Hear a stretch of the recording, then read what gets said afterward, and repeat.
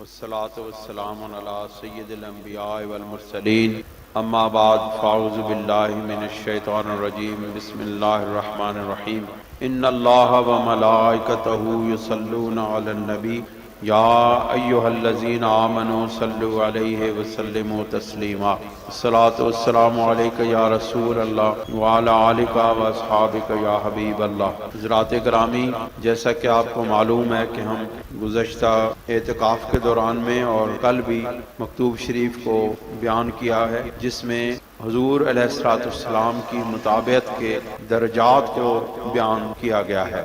کل ہم نے چوتھے درجے کی مطابعت کے متعلق تھوڑی سی گفتگو کی تھی، اور اسی چوتھے درجے کی مطابعت کا اگلا حصہ اور پھر انشاءاللہ باقیہ جو 3 مراتب ہیں یا درجات ہیں مطابعت کو، ان کو بیان کریں گے، اور آج انشاءاللہ العزیز یہ مکتوب شریف مکمل ہو جائے گا، اور آخر میں مکتوبات امام ربانی میں جو بہت اہم حصہ ہے، اسی مکتوب کا آخری حصہ وہ بیان کریں گے، اور اس حصے میں جو عبارت ہے اس کے لوگ غلط معنی بیان کر کے حضرت امام ربانی رضی اللہ تعالیٰ عنہ پر اعتراض کا دروازہ کھولتے ہیں اور آپ پر طعن و تشنیع کرتے ہیں۔ انشاءاللہ العزیز اس کے متعلق بھی تفصیلی بیان ہوگا اور اس کو سمجھنے کی کوشش کریں گے۔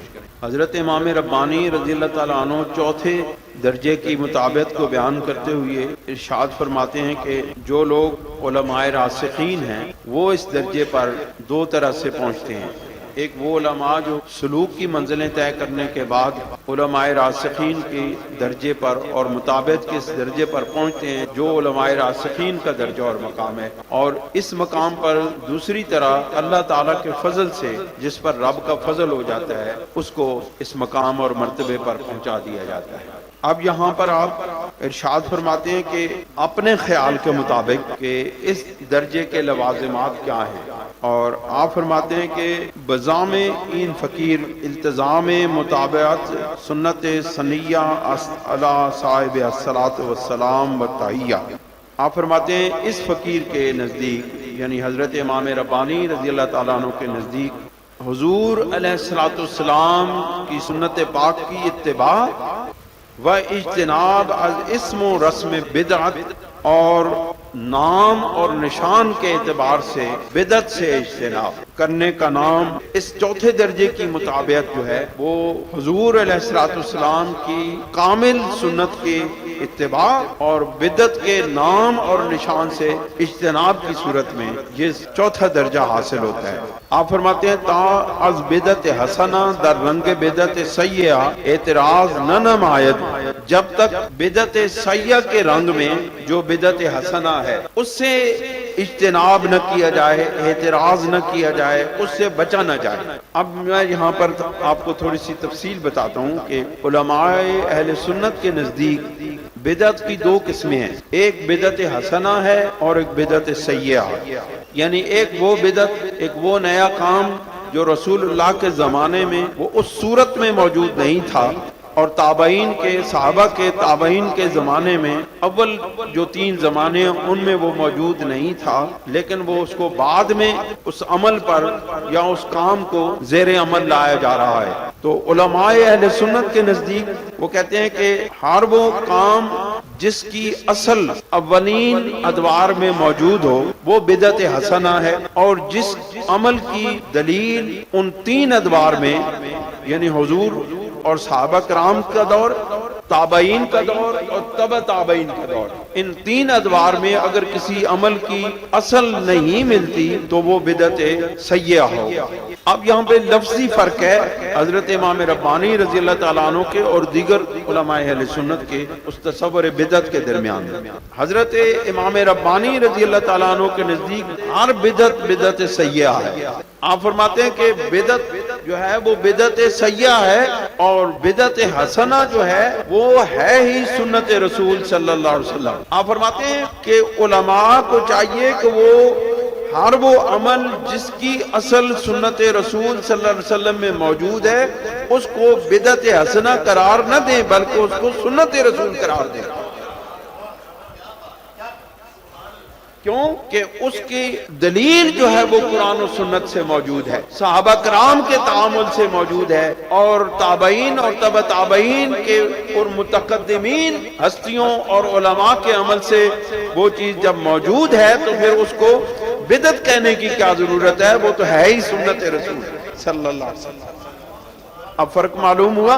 آپ فرماتے ہیں کہ وہ بدعت حسنہ، وہ بدعت سیئہ جو بدعت حسنہ کے رنگ میں ہو، اس کو بھی جب تک اعتراض اجتناب نہ کیا جائے اس وقت تک مطابعت کا یہ درجہ، چوتھا درجہ حاصل نہیں ہو سکتا۔ جب تک اس بدعت سے اجتناب، بدعت سیئہ سے اجتناب نہ کیا جائے تو بوئے عظیم دولت بمشام جان او نہ رسد۔ آپ فرماتے ہیں جب تک اس بدعت سیئہ سے اجتناب نہ کیا جائے جو بدعت حسنہ کے رنگ میں ہے۔ آپ نے بدعت حسنہ کا انکار نہیں کیا، یہ بات یاد رکھیں۔ بہت سارے لوگ کہتے ہیں وہ جی حضرت امام ربانی رضی اللہ تعالیٰ عنہ بدعت حسنہ کا انکار کرتے ہیں، آپ نے بدعت حسنہ کا انکار نہیں کیا۔ آپ عبارت پڑھ کے دیکھیں، آپ فرماتے ہیں کہ وہ بدعت سیئہ جو بدعت حسنہ کے رنگ میں پیش کی جا رہی ہے، جب تک اس بدعت سیئہ سے اجتناب نہ کیا جائے اس وقت تک اس دولت کی خوشبو بھی انسانی روح تک نہیں پہنچ سکتی۔ کون سی دولت؟ مطابعت رسول صلی اللہ علیہ وسلم کی دولت کی خوشبو تک بھی نہیں پہنچ سکتی، اور اس میں کسی کا کوئی اعتراض نہیں، کھلی بات ہے۔ وَإِن مانا امروز متاثر است کہ عالم در دریائے بدعت غرق گشتہ است۔ آپ فرماتے ہیں اور یہ معنی، یہ بدعت کا مطلب، بدعت کا یہ مطلب کہ ہر وہ کام جس کی سند، جس کی اصل قرآن و سنت کے اندر بطور دلیل موجود ہے تو وہ اس عمل کو بدعت قرار دیا جاتا ہے۔ تو آپ فرماتے ہیں کہ وہ بدعت جو سیئہ ہے، یعنی جو خلاف سنت ہے، وہ بدعت حسنہ یا وہ سنت رسول صلی اللہ علیہ وسلم، اس دور کے اندر اس درجہ کا معنی یہاں پر بہت دشوار ہو گیا ہے۔ یعنی اس بدعت حسنہ کا جو سنت کے مطابق ہے اس کے یہاں پر معنی اس لیے دشوار ہو گئے ہیں کہ عالم در دریائے بدعت غرق گشتہ است، کہ علماء بدعت کے اندر غرق ہو گئے ہیں۔ یعنی ہر وہ کام جس کی دلیل قرآن و سنت کے اندر موجود نہیں ہے لیکن علماء اس کام کے اندر غرق ہو چکے ہیں، اس لیے اس درجہ کے وہ معنی مطابعت کا یہاں پر میسر نہیں ہے۔ وہ بظلمات بدعت آرام گرفتار، اور انہوں نے بدعتوں کی ظلمتوں اور اندھیروں کے اندر آرام پکڑ لیا ہے، اس پر وہ راضی ہو گئے ہیں۔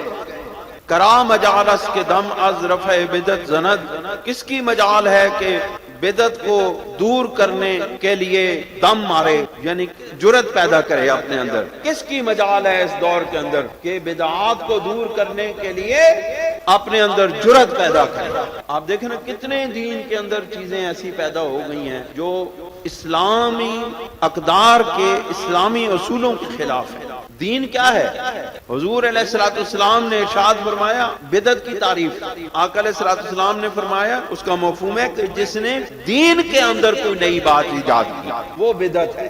دین کے اندر جس نے کوئی نئی بات ایجاد کی وہ بدعت ہے، اور کل بدعت دلالت، اور تمام بدعتیں گمراہی ہیں، وکل دلالت فی النار، اور تمام گمراہیاں جہنم میں لے جانے والی ہیں۔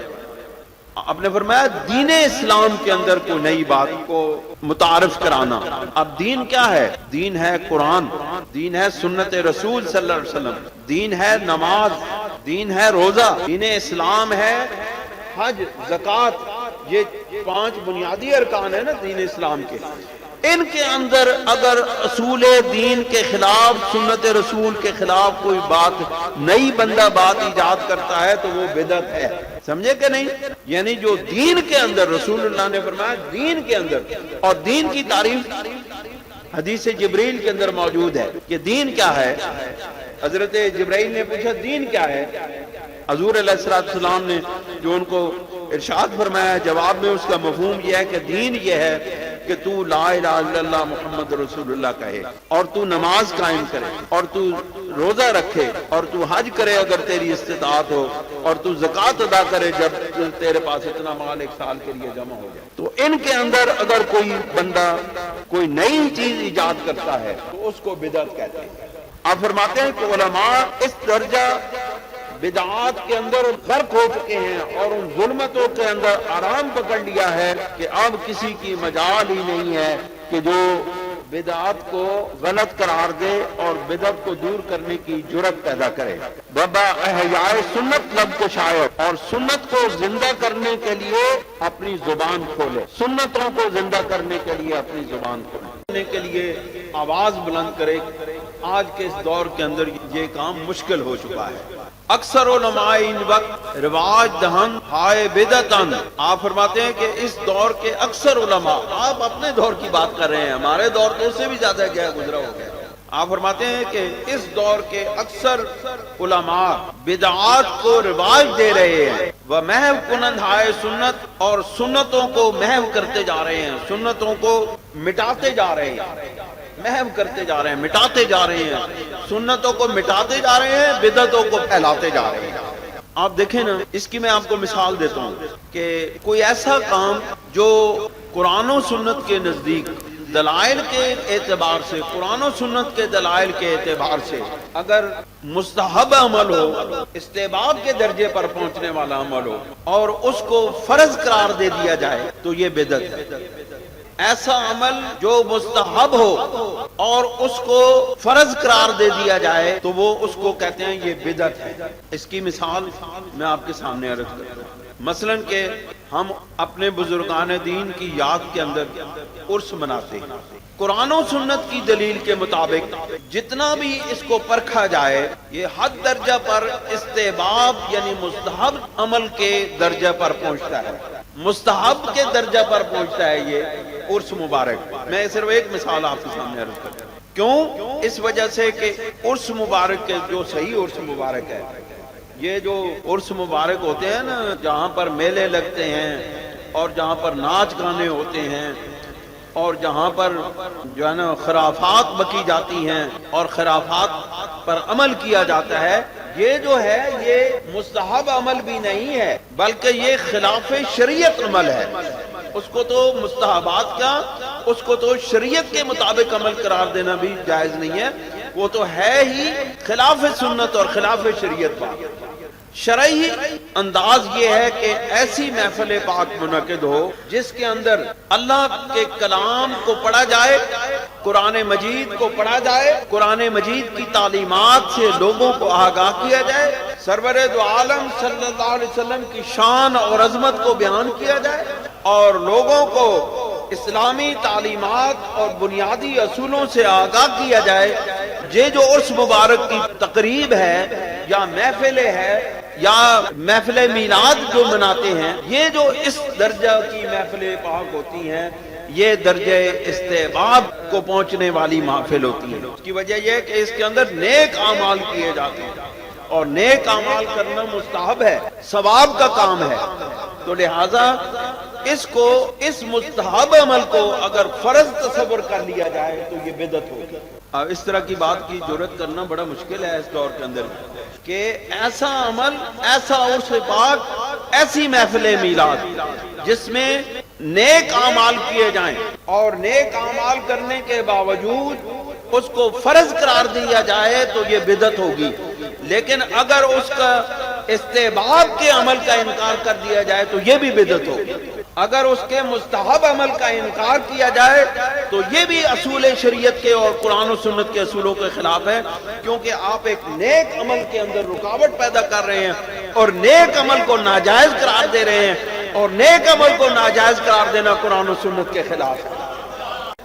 سمجھ آ گئی بات کہ ہر وہ عمل جو مستحب ہے، استحباب کیا ہوتا ہے؟ مندوب، مندوب اچھا عمل جس کو کرنے سے ثواب ہوتا ہے۔ مستحب کی تعریف کیا ہے تمام علماء کے اندر، خواہ وہ اہل حدیث ہیں، خواہ وہ اہل سنت ہیں، یا وہ دیوبندی ہیں، یا جو بھی ہیں، تمام لوگوں کے نزدیک مستحب کی تعریف یہ ہے کہ ایسا عمل جس کے کرنے پر ثواب ملتا ہے اور جس کے چھوڑ دینے پر گناہ نہیں ہوتا۔ تو آپ فرماتے ہیں کہ اس دور کے اندر ایسے علماء ناپید ہو چکے ہیں کہ جو حق کی بات کریں، جو بدعتوں کو مٹائیں اور سنتوں کو احیا کریں۔ بدعت ہائے پہن شدہ را تعامل خلق دانستہ، آپ فرماتے ہیں کہ جو ایک یہاں پر اصول وضع کر لیا جاتا ہے کہ ایسی بدعتیں جو لوگوں کے اندر مخلوق کے اندر پھیل چکی ہوں ان کو مخلوق کے عمل کی وجہ سے، عام لوگوں کے عمل کی وجہ سے ان کے استحسان کا اور ان کے جواز کو نہ صرف اچھا سمجھا جاتا ہے بلکہ ان کے جواز اور ان کے استحسان یعنی مستحب عمل ہونے کا فتویٰ دیا جاتا ہے۔ وہ مردم را بدعت دلالت میں نمائند، اور لوگوں کو اس بدعت پر عمل کرنے کی دلیل دیتے ہیں۔ چیمی گویند، وہ لوگ کیا کہیں گے اگر دلالت شیوع پیدا کند، اگر گمراہی پھیل جائے، وہ باطل متعارف شود، اور باطل جو ہے، جھوٹ جو ہے وہ متعارف ہو جائے، یعنی عام لوگوں کے اندر اس کا چرچا ہو جائے، وہ تعامل گردد، اور اس کے اوپر عمل کرنے لگے، تمام مخلوق اس پر عمل کرنے لگے، تو اس کو پھر کیا کہیں گے؟ لہذا مخلوق کے عمل کرنے سے کوئی چیز سنت نہیں قرار پاتی، بلکہ سنت وہ چیز قرار پائے گی، مستحب وہ قرار پائے گی جس کی دلیل قرآن و سنت سے موجود ہو۔ لوگوں کے عمل کرنے سے کوئی کام جائز نہیں ہوتا جس وقت تک اللہ کے رسول صلی اللہ علیہ وسلم کا عمل اس کے اندر موجود نہ ہو، اس کے ساتھ مطابقت موجود نہ ہو۔ مگر نمی دانت کہ تعامل دلیل استحسان نیز، مگر وہ نہیں جانتے کہ لوگوں کے مخلوق خدا کے عمل کرنا مستحب عمل کی دلیل نہیں ہے۔ تعامل ہے کہ معتبر است ہمان است کیا صدر اول آمدان۔ آپ فرماتے ہیں وہ تعامل، وہ عمل معتبر ہے جو کہ اول زمانے سے چلا آ رہا ہے، وہ جو اول زمانے سے چلا آ رہا ہے وہ معتبر ہے، یا باجماع جمی مردم حاصل گشتہ۔ اور اس کی دوسری صورت یہ ہے کہ تمام لوگوں کا اس عمل پر اجماع ہو جائے۔ دو چیزیں ہو گئی، ایک وہ چیز جائز ہے جو صدر اول سے، اول زمانے سے، جو رسول اللہ صلی اللہ علیہ وسلم کے زمانے سے چلی آ رہی ہے، جس پر عمل چلا آ رہا ہے رسول اللہ کے زمانے سے، وہ چیز جائز ہوگی، یا دوسری چیز وہ جائز ہوگی جس پر عام لوگ، تمام لوگ اس کے اوپر عمل کرنے والے ہو جائیں۔ کیونکہ حضور علیہ السلام نے ارشاد فرمایا، یاد رکھیں کہ میری امت کی یہ شان ہے کہ میری امت گمراہی پر اجماع نہیں کر سکتی ہے۔ یہ بدعت کو اور سنت کو الگ کرنے والی چیز یہ ہے کہ حضور علیہ السلام کے اس فرمان کو پیش نظر رکھا جائے کہ رسول اللہ نے فرمایا باقی سارے باتیں ہو سکتی ہیں لیکن میری یہ امت گمراہی پر اجماع نہیں کر سکتی، گمراہی پر مجتمع نہیں ہو سکتی۔ کما ذکر فی الفتاوی الغیاثیہ، آپ فرماتے ہیں جس طرح کہ فتاوی غیاثیہ میں اس کی ایک مثال بیان کی گئی ہے، اور فتاوی غیاثیہ جو ہے یہ فتاوی تتارخانیہ کہلاتا ہے بنیادی طور پر۔ احناف کے اندر جو مذہب حنفی ہے اس کے اندر اس کو بڑا مقام اور درجہ حاصل ہے اس فتاوی کو۔ آپ فرماتے ہیں کما ذکر فی الفتاوی الغیاثیہ قال الشیخ الامام الشہید رحمہ اللہ، فتاوی غیاثیہ میں حضرت امام الشہید رحمۃ اللہ علیہ نے جس طرح ارشاد فرمایا کہ لا ناخذ باستحسان مشائخ بلغ، کہ ہم اس چیز کو مستحب عمل کو علماء بلغ سے حاصل نہیں کرتے، کہ جس بلغ کہتے ہیں بلغ بخارا وہ علاقہ، کہتے ہیں جو ہمارے اس علاقے کے اندر صرف رہنے والے لوگ جو علماء جس پر عمل کرتے ہیں ہم اس کو استحسان یا مستحب عمل نہیں قرار دیتے۔ وَإِنَّمَا نَأْخُذُ بِقَوْلِ أَصْحَابِنَا الْمُتَقَدِّمِينَ رحمہ اللہ سبحانہ، اور ہم اپنے متقدمین اصحاب کے قول کے مطابق وہ ان لوگوں سے حاصل کرتے ہیں جو متقدمین ہیں، ان سے وہ عمل حاصل کرتے ہیں، ان علماء سے ہم استحسان کا درجے والے عمل کو حاصل نہیں کرتے۔ لأن التعامل، اب اس کی دلیل دیتے ہیں، اب اس کی دلیل کیا ہے؟ دلیل یہ دیتے ہیں اس وجہ سے کہ ایک علاقے کے مثلا کہ فیصل آباد کے علماء اگر ایک بات پر متفق ہو جائیں اور لاہور کے اور دیگر علاقوں کے علماء اس سے اختلاف کریں تو وہ تعامل استحسان کے درجے پر نہیں پہنچے گا جب تک تمام بر صغیر کے اور یا کم از کم پاکستان کے تمام علماء اس پر متفق نہ ہو جائیں، وہ عمل درجہ احسان تک نہیں پہنچتا ہے۔ آپ فرماتے ہیں اس کی دلیل یہ ہے کہ لأن التعامل فی بلدۃ لا يدل علی الجواز، آپ فرماتے ہیں کہ اس کی وجہ یہ ہے کہ کسی ایک بلدہ یا کسی ایک علاقے پر کسی بات پر عمل کیا جانا اس کے جواز کی دلیل نہیں ہے۔ وَإِنَّمَا يَدُلُّ عَلَى الْجَوَازِ مَا يَكُونُ عَلَى الْاِسْتِمْرَارِ مِنَ الصَّدْرِ الْأَوَّلِ۔ آپ فرماتے ہیں جواز کی دلیل اس چیز پر ہوگی کہ جو اول زمانے سے مستقل طور پر ہر زمانے کے اندر وہ عمل چلا آ رہا ہے۔ ایک بات لِيَكُونَ ذَلِكَ دَلِيلًا عَلَى تَقْرِيرِ النَّبِيِّ صلی اللہ علیہ وسلم۔ اس کی وجہ یہ ہے کہ اس کو حضور علیہ السلام کی تقریر پر دلیل قرار دیا جاتا ہے۔ اور تقریر کیا ہے؟ حدیث کی قسم ہے۔ تقریر اس کو کہتے ہیں۔ سنت وہ ہے جس پر حضور نے عمل کیا، سنت وہ ہے جس پر سرکار دو جہاں صلی اللہ علیہ وسلم نے عمل کیا، وہ سنت ہے۔ جو سرکار نے گفتگو کی وہ حدیث ہے۔ اور سرکار کے سامنے کوئی عمل ہوا، کسی صحابی نے عمل کیا اور حضور علیہ السلام اس عمل کو دیکھتے ہوئے خاموش ہو گئے، یہ سرکار کی تقریر ہے۔ اب کیا ہوا؟ اب سنت رسول بھی دلیل بنی، حدیث رسول، قول رسول بھی دلیل بنا، اور جو رسول اللہ کے سامنے عمل ہوا اس کو دیکھنے کے بعد رسول اللہ جس پر خاموش بھی رہ گئے وہ بھی دلیل بن گیا۔ پھر فرماتے ہوئے اما اذ لم یکن کذالک، اور پھر جس عمل کو یہ صورتحال میسر نہ ہو تو کیا ہوگا؟ لا یکون فعل حجت، تو ان کا یہ فعل حجت نہیں ہوگا، الا مگر دوسری اب صورت آ رہی ہے، اذا کان ذالک من الناس کافۃ فی البلدان، مگر دوسری صورت جواز کی یہ ہوگی۔ پہلی صورت یہ ہے کہ صدر اول سے، اول زمانے سے وہ اس پر عمل کیا جاتا رہا ہو، اور دوسرے کسی چیز کے مستحب ہونے کی دلیل یہ ہے کہ اس علاقے کے تمام لوگ، اس علاقے کے تمام علاقوں کے لوگ، جمیع لوگ اس کے اوپر عمل کرنے لگیں، کلھا، مکمل طور پر عمل کرنے، تمام کے تمام لوگ اس فعل پر عمل کرنے لگیں تو وہ بھی مستحب عمل کی دلیل بن جاتی ہے، درجہ استحباب کو، درجہ استحسان کو پہنچ جاتی ہے وہ بات۔ لیکون اجماع، تو وہ اجماع کی صورت اختیار کر لیتی ہے، یعنی ایک علاقہ، تمام علاقے کے لوگ ایک عمل کو کرنے لگیں، اور حضور کی اسی حدیث پاک کے تحت کہ میری امت گمراہی پر مجتمع نہیں ہو سکتی، تمام علاقے کے لوگ اگر کوئی عمل کرنے لگیں تو اس کو اہل ایمان کا اجماع قرار دیا جائے گا، اور اجماع بھی دلیل اصول دین میں سے ہے۔ 4 اصول دین ہے، آپ کو معلوم ہے 4 اصول دین ہے۔ پہلا اصول کون سا ہے؟ قرآن۔ دوسرا اصول کون سا ہے؟ سنت رسول صلی اللہ علیہ وسلم۔ اور تیسرا اصول کون سا ہے؟ اجماع امت۔ اور چوتھا اصول کون سا ہے؟ قیاس۔ 4 اصول دین ہے۔ تو یہ اجماع امت وہ ہو جاتا ہے جس پر تمام علاقے کے لوگ عمل کرنے لگتے ہیں اور اس کو جائز تصور کر لیا جاتا ہے، تو وہ درجہ استحسان کو چلی جاتی ہے وہ عمل۔ آپ فرماتے ہیں والاجماع حجت، اور اجماع حجت ہے، یعنی دلیل ہے، کسی بات پر عمل کرنے کی دلیل، اس کو سنت رسول صلی اللہ علیہ وسلم اور اصول دین کے مطابق بنانے کے لیے اجماع حجت ہے۔ آپ فرماتے ہیں الا تری انہم لو تعاملوا علی بیع الخمر وعلی الربا لا یفتیٰ بالحل۔ آپ فرماتے ہیں کیا تم نے نہیں دیکھا کہ اگر کسی علاقے کے اندر شراب کی خرید و فروخت ہونے لگے اور سود دیا لیا جانے لگے تو کسی بھی علاقے کے اندر آپ نے دیکھا ہوگا کہ اس کی علت کا فتویٰ نہیں دیا جا سکتا، کبھی کوئی نہیں دے سکتا۔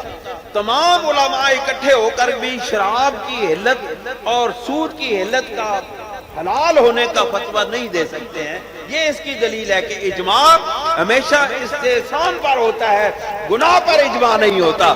یہ اہل ایمان کی شان ہے۔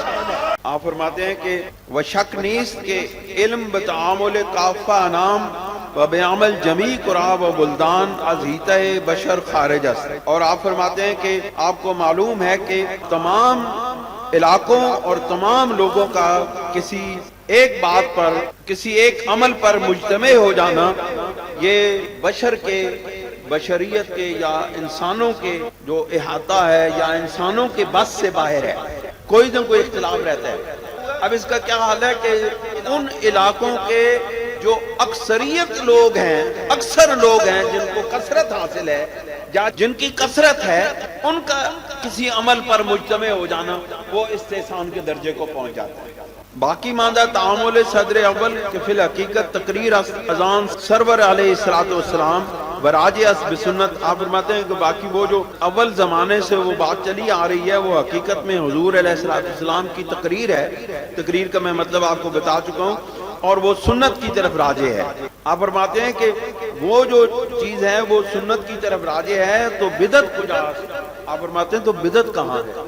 تو بدعت کدھر گئی؟ آپ فرماتے ہیں بدعت تو رہی نہیں، وہ بات جو صدر اول سے چلی آ رہی ہے ہر زمانے پر اس پر عمل ہوتا رہا ہے، تو وہ تو بدعت نہ رہی۔ پھر فرماتے ہیں کہ وہ حسن بدعت قدام اور بدعت حسنہ فرقہ ہو گئی، وہ تو ساری سنت رسول ہو گئی۔ اصحاب کرام رادار حصول جمی کمالات صحبت خیر البشر کافی بودا۔ آپ فرماتے ہیں کہ حضور علیہ السلام کے صحابہ کرام کو نبی کریم علیہ السلام کی صرف صحبت ہی ان تمام کمالات کو حاصل کرنے کے لیے کافی تھا۔ صرف سرکار کی محفل میں بیٹھ جانا ہی صحابہ کرام کو ان تمام کمالات کا حامل بنا دیتا تھا۔ بعض علماء سلف ہر کے بدولت رسوخ مشرف گشتاز، اور وہ علماء یعنی وہ تمام صحابہ جو رسول اللہ صلی اللہ علیہ وسلم کی صحبت کے فیض یافتہ ہیں، وہ تمام علماء راسخین میں سے ہیں۔ بعض علماء سلف جو پہلے متقدمین علماء ہیں، ہر کے بدولت رسوخ مشرف گشتاز، جو دولت رسوخ سے مشرف ہو گیا ہے، بے آن کے اختیار طریق صوفیہ نمایت و بسلوک و جذبہ قطع مساوت کند، بغیر اس کے کہ اس نے طریق صوفیہ اختیار کیا یا سلوک اور جذبہ کے ذریعے سے مسافتیں یا منازل قطع کی، بواسطہ التزام مطابعت سنت صلیہ علیہ السلام و اجتناب از بدعت نامردیہ، اللہم ثبتنا علی مطابعت سنت و جنبنا عن ارتکاب البدعت بحرمت صاحب سنت علیہ وعلی علیہ السلام و تحیہ۔ تو وہ صرف حضور علیہ السلام کی سنت پر عمل کرنے سے اور بدعت نامرضیہ، اب یہاں پہ آگے نا وہ کہتے ہیں، جو لوگ کہتے ہیں نا حضرت امام ربانی جو ہے بدعت سیئہ کے منکر ہیں، اب اس لفظ سے ان کو معلوم ہو جانا چاہیے کہ حضرت امام ربانی بدعت سیئہ کو سمجھتے ہیں اور اس کو بدعت حسنہ سے الگ تصور کرتے ہیں۔ آپ فرماتے ہیں وہ اجتناب از بدعت نامردیہ، یعنی بدعت نامردیہ سے ناپسندیدہ بدعت سے جو اجتناب کرتے ہیں، سنت رسول پر عمل کرتے ہیں، اور اللہ تعالی ہمیں اس رسول کریم صلی اللہ علیہ وسلم کی سنت پر عمل کرنے اور بدعت کے ارتکاب سے بچنے کی حضور علیہ السلام کے وسیلے جلیلہ سے توفیق عطا فرمائے۔ اب آپ فرماتے ہیں درجہ پنجم، مطابعت کا درجہ پنجم۔ درجہ پنجم جو ہے وہ مطابعت کا یہ ہے کہ در اتباع کمالات آن سرور است علیہ وعلی علیہ السلام کے علم و عمل را در حصول آن کمالات مدخل نیست۔ آپ فرماتے ہیں کہ حضور علیہ السلام کی اتباع کا پانچواں درجہ جو ہے وہ یہ ہے کہ حضور علیہ السلام کے کمالات کی اتباع جو کہ علم اور عمل کے، جو کہ علم و عمل را، جو کہ علم اور عمل کو در حصول آن کمالات، کہ حضور علیہ السلام کے وہ کمالات جو آپ کی اتباع سے وابستہ ہیں، وہ علم اور عمل کو ان کمالات کے حصول میں کوئی مداخلت حاصل نہیں ہے۔ پانچویں درجے کی مطابق کہ علم اور عمل کے ذریعے کمالات مصطفیٰ کے اس درجے کو حاصل نہیں کیا جا سکتا ہے۔ کس طرح حاصل کیا جا سکتا ہے؟ بلکہ حصول آنہا مربوط و محض فضل و احسان خدا بندیز، بلکہ کمالات نبوت کی اتباع کے اس پانچویں درجے کا حصول محض اللہ رب العزت کی فضل پر اور اللہ رب العزت کے احسان پر وابستہ ہے۔ یہ کسی کے عمل کرنے سے یا علم حاصل کرنے سے یہ درجہ مصطفیٰ، کمالات مصطفیٰ حاصل نہیں کیا جا سکتا ہے۔ یہ بس اللہ عطا فرمانے والا ہے۔ اللہ اپنے فضل سے اور اپنے احسان سے جس کو چاہتا ہے عطا فرما دیتا ہے۔ اور فرماتے ہیں وہی کمالات نبوت رسالت کے اتباع کا یہ درجہ بس عالی درجات سابق رابعان مساس نیست، کہ آپ فرماتے ہیں کہ یہ وہ عالی درجہ ہے رسول اللہ کی مطابعت کا یہ وہ عالی درجہ ہے جس سے پہلے والے مطابعت کے درجات اس سے کوئی مس نہیں رکھتے. جو پہلے 4 درجات ہیں وہ اس درجے سے مس نہیں رکھتے، کیونکہ سنت رسول، اتباع رسول، کمالات مصطفیٰ کی اتباع کے یہ درجہ جو ہے محض فضل خداوندی سے حاصل ہوتا ہے، کسی کے اکتساب علم و فضل سے حاصل نہیں ہوتا. ان کمالات بالاصالت مخصوص بانبیاء اولو العزم. آپ فرماتے ہیں اصلی طور پر، اصولی طور پر، بنیادی طور پر یہ جو کمالات ہیں یہ اولو العزم انبیاء علیہ السلام کے ساتھ مخصوص ہیں، اس لیے کہ یہ اولو العزم انبیاء کے ساتھ مخصوص ہیں، یہ کسی کسب سے حاصل نہیں ہوتے، فضل خداوندی سے حاصل. وَبَتَبَعِیَّتُ وراثت تاکرا بین دولت مشرف سازن. اور تبعیت اور وراثت کے طور پر جس کو رب ذوالجلال چاہتے ہیں اس سے مشرف کر دیتے ہیں، یہ شرف عطا فرما دیتے ہیں. درجہ ششم، چھٹا درجہ مطابعت. آپ فرماتے ہیں چھٹا درجہ یہ ہے کہ از مطابعت اتباع سرورست علیہ السلام در کمالات کے مخصوص بمقام محبوبیت سرورست علیہ السلام. کہ چھٹا درجہ جو ہے یہ مطابعت کا، یہ چھٹا درجہ جو ہے یہ حضور علیہ السلام کی اتباع کے ان کمالات کی اتباع سے حاصل ہوتا ہے کہ جو حضور علیہ السلام کے مقام محبوبیت کے ساتھ مخصوص ہے.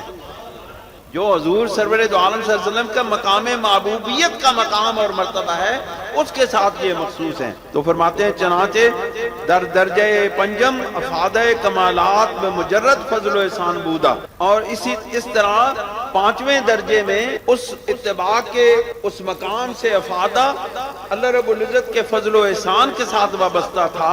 درین درجہ ششم افادہ کمالات آن بمجرد محبت کہ اس چھٹے درجے کا حصول حضور علیہ السلام کے اس مقام محبوبیت کے کمالات کا افادہ حضور علیہ السلام کی محض محبت کے ساتھ وابستہ ہے. یہ محبت رسول کے بغیر یہ چھٹا درجہ اتباع کا حاصل نہیں ہوتا، کیونکہ اس کا تعلق مقام محبوبیت رسول صلی اللہ علیہ وسلم سے ہے، اور جس کا تعلق محبوبیت کے ساتھ ہے اس کو حاصل کرنے کے لیے بھی محبت رسول کی ضرورت ہے.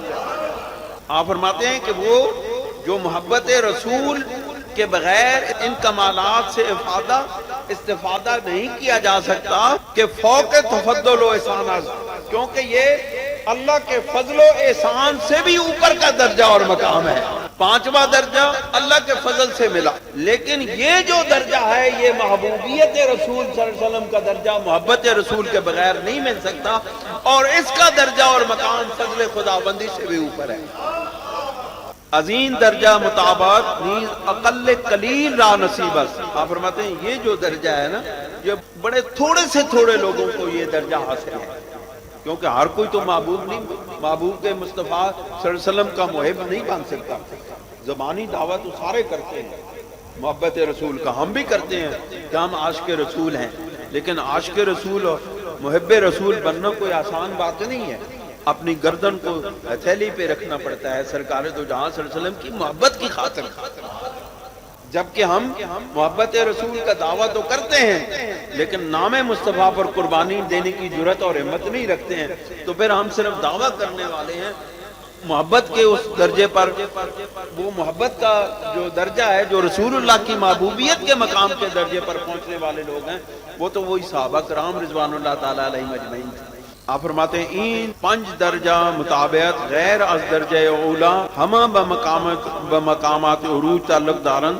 آپ فرماتے ہیں یہ 5واں درجہ جو ہے یہ پہلے درجوں کے علاوہ عروج کے مقامات سے تعلق رکھتے ہیں. وہ حصول انہا بصعود مربوط است، اور ان کا حصول بلند مرتبے کی طرف جانے سے مربوط ہے، عروج کے ساتھ مربوط ہے. اب آ جاتا ہے جناب آخری درجہ، درجہ ہفتم. درجہ ہفتم یہ ہے از مطابعت آناس کے تعلق بنزول و حبوط دارت. آپ فرماتے ہیں کہ یہ جو درجہ ہے 7واں درجہ جو ہے یہ اس کا تعلق نزول و حبوط سے ہے. نزول کیا ہے؟ مقامات طے کرتے کرتے اللہ رب العزت کے انتہائی قرب کے مقام پر پہنچا جاتا ہے. सालिक, अल्लाह रब्बुल इज्जत के कुर्ब की इंतहाई मंजिलों को पा लेता है, उस दर्जे को कहते हैं उरूज। अब जब उस मकाम और उस दर्जे पर एक सालिक पहुंच जाता है, अब उसे कहा जाता है कि अब तू इस काबिल हो गया है कि अब तू रसूल करीम सल्लल्लाहु अलैहि वसल्लम के इल्म और अमल का वारिस बनने का अहल बन चुका है। अब तू मखलूक खुदा को रसूलुल्लाह की इत्तिबा करते हुए दावत इल्लल्लाह व रसूल देने के काबिल हो चुका है। अब हम तुझे वापस मखलूक की तरफ लौटाते हैं। इसको हबूत और नजूल कहते हैं। क्या है बंदे, अब तू मेरे करीब आ चुका है, अब तू मेरा कुर्ब पा चुका है, अब तुझे मेरी मार्फत हासिल हो चुकी है। अब जो तूने मेरे कुर्ब के मकाम के ऊपर मुझे मेरा तारुफ पाया है, अब मेरा तारुफ जाके मेरे मखलूक को बता दे कि मेरा रब ऐसा है, मेरा महबूब ऐसा है। अब जाके मेरी शाने और मेरी अजमतों से लोगों को आगाह कर, और अब जाके मेरे महबूब की अजमत और शान और आला और अरफा मकामात से लोगों को आगाह कर।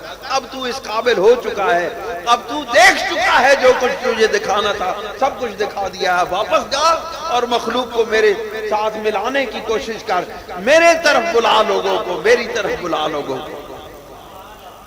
ये भी याद रखो, अल्लाह की मोहब्बत है अपनी मखलूक के साथ, जो अल्लाह ताला अपने उन मुकर्रब बंदों को, जिनको अल्लाह रब्बुल इज्जत के कुर्ब के इंतहाई मकाम हासिल हो चुका होता है, वो मखलूक की मोहब्बत की वजह से उनको वापस पलटा देता है कि जाओ मेरी मखलूक को मुझसे मुतारफ करवा।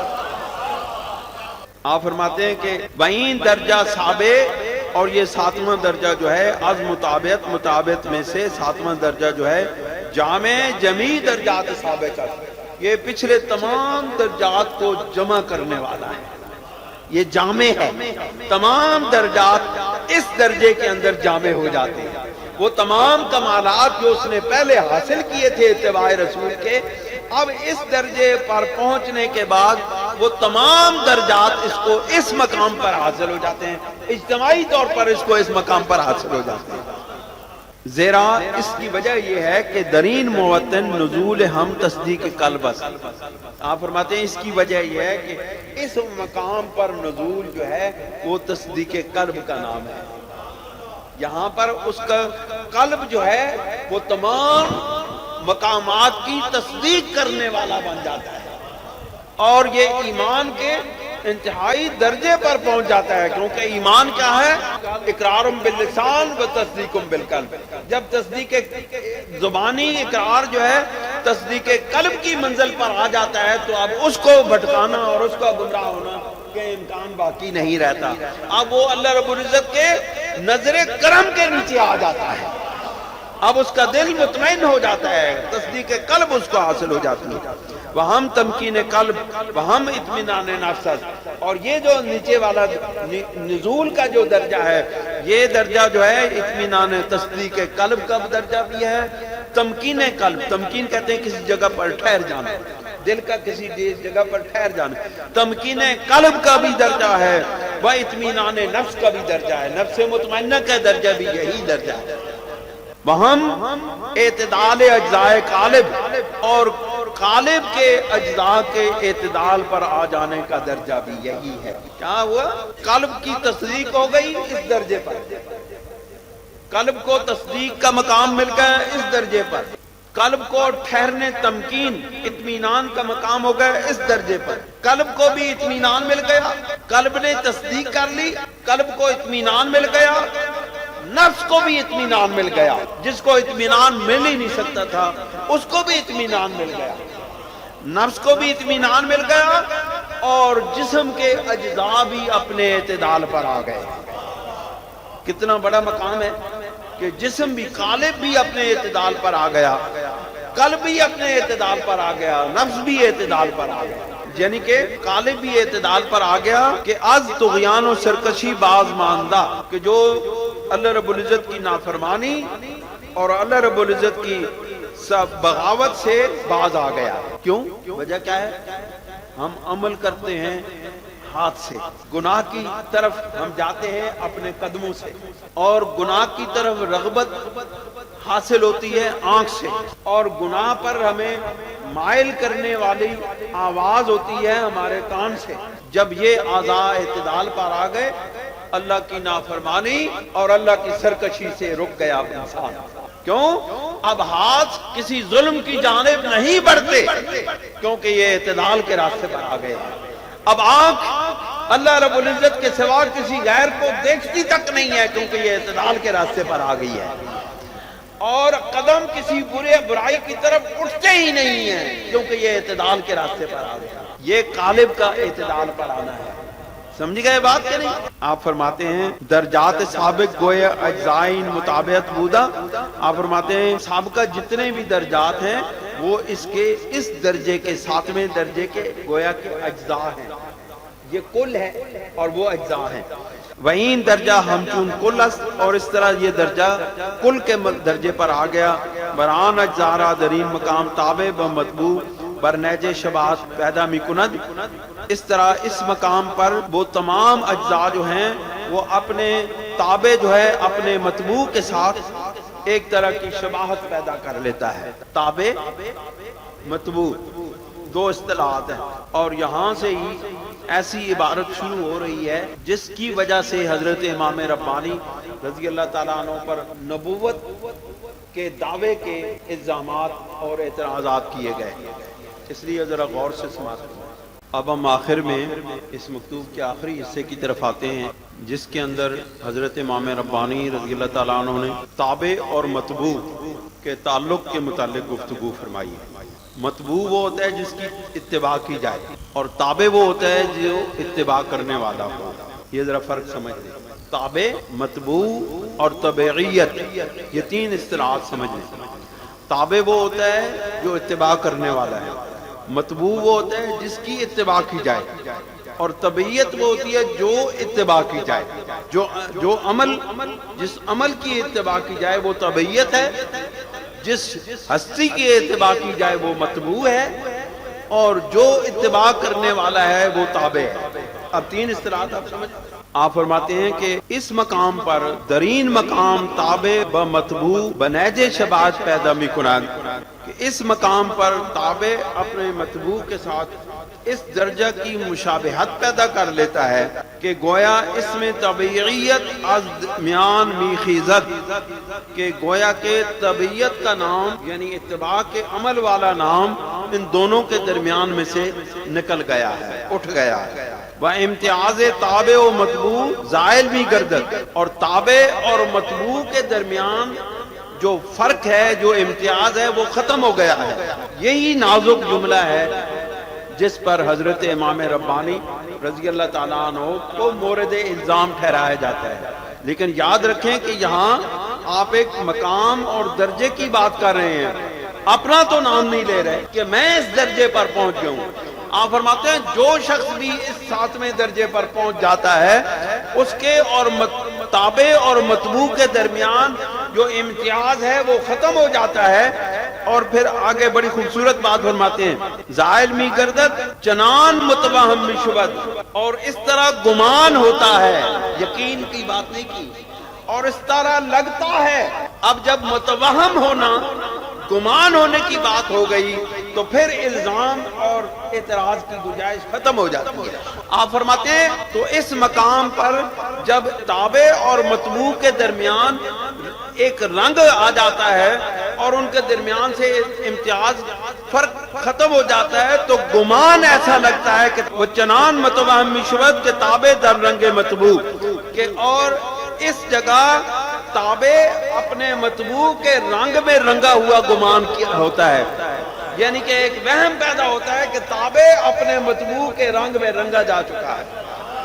اب گمان کے اوپر اعتراض نہیں کیا جا سکتا، خیال کے اوپر اعتراض نہیں کیا جا سکتا، ایک خیال پیدا ہوتا ہے۔ اب رنگ جو چڑھ گیا ہے مطبوع کا، اب جو بعین ہی جو وہ رنگ اختیار کر لیا ہے، ظاہر بھی سنت رسول کے مطابق ہو گیا، باطن بھی سنت رسول کے مطابق ہو گیا، مصطفیٰ کا رنگ ہی ایسا چڑھ گیا ہے کہ اب دونوں کے درمیان سے امتیاز کہاں میں آپ کو ایک مثال کئی بار پہلے دے چکا ہوں، اب بھی دوں گا، کہ جس وقت سرور دو جہاں صلی اللہ علیہ وسلم ہجرت کرتے ہوئے مدینہ منورے میں پہنچے تھے تو حضرت صدیق اکبر تابع تھے، حضور مطبوع تھے، مطبوع کا رنگ ایسا چڑھا تھا کہ مدینے والوں نے صدیق اور نبی کے درمیان فرق محسوس کرنا چاہا۔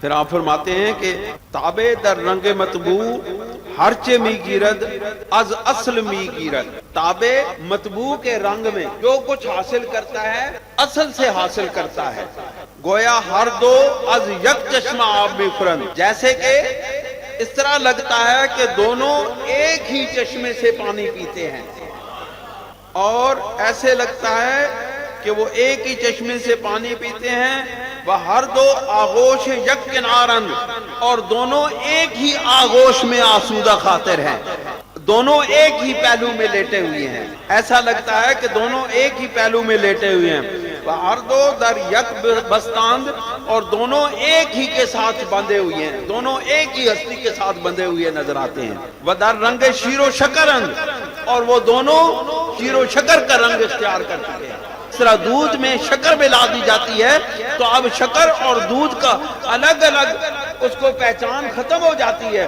شکر دودھ کے اندر مل جاتی ہے، اس کا ذائقہ تو محسوس ہوتا ہے، شکر کا رنگ محسوس نہیں ہوتا۔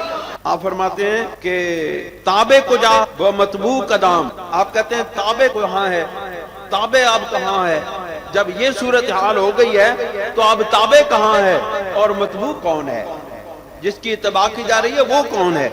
فرماتے ہیں وہ طبیعت کرا، اور طبیعت کہاں گئی، یعنی جو عمل اتباع کا عمل جو ہے وہ کدھر گیا؟ اب آپ فرماتے ہیں در اتحاد نسبت در اتحاد نسبت تغیر گنجائش نہ دارد، آپ فرماتے ہیں اتحاد کے اندر نسبت کی بھی گنجائش نہیں رہتی، نسبت کی بھی گنجائش نہیں رہتی۔ واجب معاملات، آپ فرماتے ہیں عجیب معاملہ ہے، درین مقام، اس مقام میں ہر چند امان نظر مطالعہ میں نمائن، اگرچہ بڑی گہری نظر سے اس کا مطالعہ کیا جائے، نسبت طبیعت ہیچ ملحوظ و منظور نمی گردد، تو طبیعت کی نسبت یہاں پر یعنی وہ عمل جو ہے وہ درمیان میں سے غائب ہو جاتا ہے، جتنا مرضی دقت نظر سے دیکھا جائے وہ جو طبیعت کا جو درجہ اور نسبت ہے وہ اس درمیان میں سے ملحوظ نہیں ہوتی، نظر نہیں آتی۔ وہ امتیاز تابعیت و مطبوعیت اصلاً مشہود نمی شود، اور تابعیت اور مطبوعیت کے درمیان، تابعیت اور مطبوعیت کے درمیان حقیقت میں کوئی امتیاز یعنی کوئی فرق نظر نہیں آتا، کوئی ظاہر نہیں ہوتا، این قدر مگر اتنا ہے کہ خود را کہ وہ شخص جو اس مقام پر پہنچنے والا ہے اپنے آپ کو تفیلی می داند، وہ اپنے آپ کو تفیلی سمجھتا ہے۔ بات کلیئر ہو گئی؟ اب تابع اور مطبوع کے ایک رنگ میں رنگے جانے کے بعد بھی، وہ نسبت حاصل ہونے کے بعد بھی وہ اپنے آپ کو تفیلی سمجھتا ہے، وہ وارث نبی خود بھی یابد، اور اپنے آپ کو وہ حضور علیہ السلام کا وارث سمجھتا ہے، اور وارث کبھی حاصل نہیں ہوا کرتا۔ باپ کا بیٹا وارث ہوتا ہے، بیٹا بیٹا ہوتا ہے، باپ باپ ہوتا ہے، وارث ہونے کے باوجود بھی باپ باپ ہوتا ہے، وارث کبھی اصل نہیں ہوتا، اصل وہی ہوتا ہے جس کی وراثت حاصل ہو رہی ہوتی ہے۔ تو آپ فرماتے ہیں وہ اپنے آپ کو حضور علیہ السلام کا وارث سمجھتا ہے، مانا کہ تابع دیگر است، آپ فرماتے ہیں یقین ہے اس بات پر، ہمیں یقین ہے کہ تابع اور ہے وہ تفیلی و وارث دیگر، آپ فرماتے ہیں تابع اور ہے، اس بات کو ہم یقین رکھتے ہیں کہ تابع اور ہے اور تفیلی اور وارث دوسرا ہے۔ ہر چند ہمہ در قطار طبیعتاً، اگرچہ یہ دونوں ایک ہی قطار میں ہیں، ایک ہی صف میں کھڑے ہیں، لیکن تابع اور ہے اور تفیلی اور وارث اور ہے۔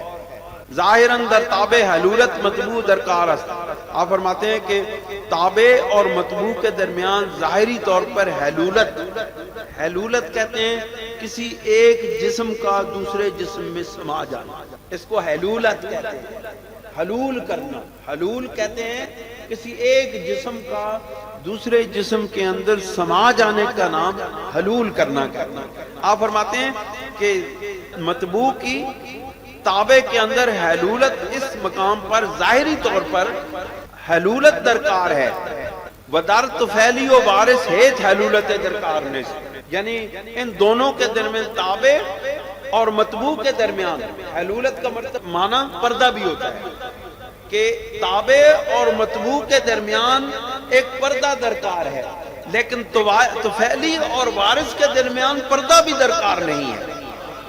تابع اولش خورست، آپ فرماتے ہیں تابع جو ہوتا ہے وہ دسترخوان پر جو کھانا کھانے کے بعد جو چھوٹے چھوٹے ریزے ٹکڑے باقی رہ جاتے ہیں نا، کھاتے ہوئے ٹکڑے باریک باریک ٹکڑے جو گرتے ہیں اس کو اولش کہتے ہیں۔